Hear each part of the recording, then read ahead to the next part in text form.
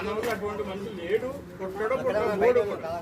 ఎందుకంటే ఆయన కుల మతాలు లేవు, భేదాలు లేవు, మతాలు లేవు, సమస్తాన్ని సమంగా చూసిన మహానుభావుడు.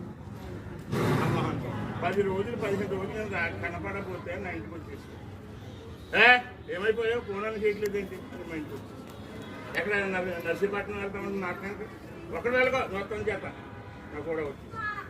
ఏంటి ఆయనకి నాకు ఆప్యాయత, నేను ఎందుకు అయినా మరి ఎంత ఆప్యాయత వచ్చింది. ఒక 10 రోజులనే కనపడకపోతే ఇంటికి వచ్చింది.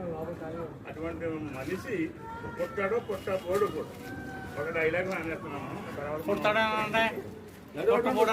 అవునా ధర్మద రాజసూయము శివోద నిహారితో ప్రత్యక్షంపైనదే నవకండ రాజి భూమండల మగుజిత నిరంతర నిజ బాయ కంఠేర హరుండనే సింధు సంహరణ బుధాబల సమర్థుండనే 14 పవనములక పెట్టు రెట్టు వచ్చిన పంచార ఉండేదు 100 సోదరులకు అగ్రజుండనై